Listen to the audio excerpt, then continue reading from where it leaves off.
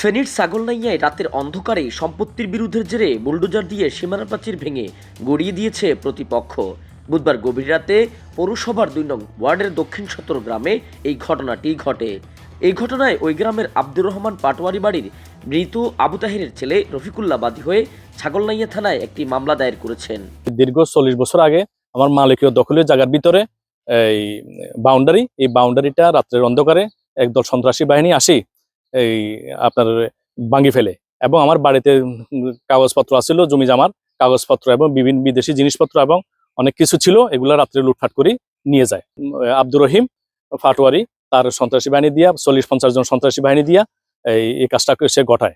আমরা এটার জন্য মামলা করছি, থানাতে মামলা চলমান। মামলায় পৌরসভার হিচাছড়া গ্রামের মৃত আহমদুল্লাহ মাস্টারের ছেলে আরিফ ও আজিম, দক্ষিণ সত্তর গ্রামের আব্দুল মুনাফের ছেলে মঞ্জু ও তার ছেলে মোহাম্মদ হাসান সহ ৫-৬ জনকে আসামি করা হয়েছে। ভুক্তভোগী পরিবার ও মামলার এজাহার সূত্রে জানা যায়, রফিকুল্লাহ গংদের সাথে পার্শ্ববর্তী তারই আত্মীয় ইতালি প্রবাসী আব্দুর রহিম গংদের সাথে নালিশি সম্পত্তি নিয়ে বিরোধ চলছিল।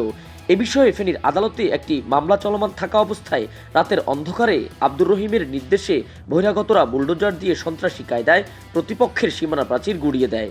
এ ঘটনায় ভুক্তভোগীদের ১৫ লাখ টাকার ক্ষয়ক্ষতি হয়েছে বলে দ্রুত আসামিদের গ্রেপ্তার ও ক্ষতিপূরণ দাবি করেন তারা।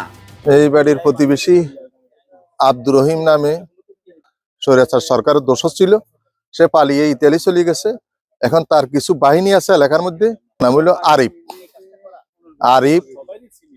আজিম, এই মঞ্জুর, হাসান, এদের এই সহযোগিতা নিয়ে সে বিদেশ থেকে অর্থ দিয়া এই লোকগুলার মাধ্যমে আরো কিছু সন্ত্রাসী আনি এই রফিক এবং সাইফুল এদের বাড়ি ঘর সম্পূর্ণ ভাঙ্গি গত রাতে বোলডোজার দিয়ে, রাতে ৩টা বোলডোজার দিয়ে এই মাথা থেকে এই মাথা প্রায় ৩০০ ফিট গেট টেট ভাঙ্গি সন্ত্রাসীরা বোলডোজার দিয়ে এদেরকে ক্ষতিগ্রস্ত করছে।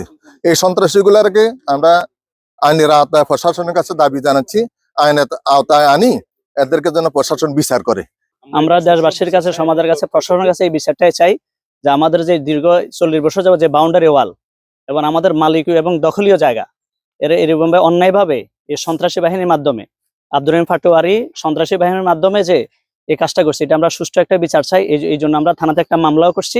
আমরা সমাজ এবং দেশবাসীর কাছে, প্রশাসনের কাছে এটাই আমরা বিচার চাই, এটা সুষ্ঠু, যে আমাদের যে প্রায় ১৫ লক্ষ টাকার একটা ক্ষয়ক্ষতি হয়েছে, এটা আমরা ক্ষতিপূরণ চাই, এটা সুষ্ঠু একটা বিচার চাই।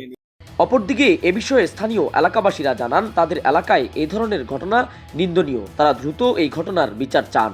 আমাদের মতামত হচ্ছে দেখেন, আমরা তো আসি দেখছি, আমরা তো কাউকে দেখি নাই এখানে সরাসরি। যারা আসছে গুন্ডামি করছে তাদের আমি শাস্তি আওতা আনা হোক, এটা দাবি জানাচ্ছি। আর যারা এই কাজ করছে, যারা জড়িত, এদের সবাইকে প্রশাসনিক ভাবে গ্রেফতার করা হোক। এ বিষয়ে অভিযুক্তদের পরিবারের বাড়িতে কেউ না থাকায় তাদের সাথে কথা বলা সম্ভব হয়নি। বাড়ির একজনের কাছে নাম্বার চাইলে তিনি জানান তারা মোবাইল ব্যবহার করে না। তুমি এমনি ওই যে তোমার আম্মুর মোবাইল নাম্বার আছে না? আম্মু মোবাইল চালায় না। তোমার মোবাইল চালানো না? না। এদিকে বহিরাগত সন্ত্রাসী দিয়ে রাতের আধারে সীমানা প্রাচীর গুড়িয়ে দেওয়ার ঘটনায় এলাকাবাসীর মাঝে দেখা দিয়েছে মিশ্র প্রতিক্রিয়া। তারা সুষ্ঠু তদন্তের মাধ্যমে অপরাধীদের বিচারের দাবি জানান। তানভীর চৌধুরী, অনুসন্ধান 24, ফেনী।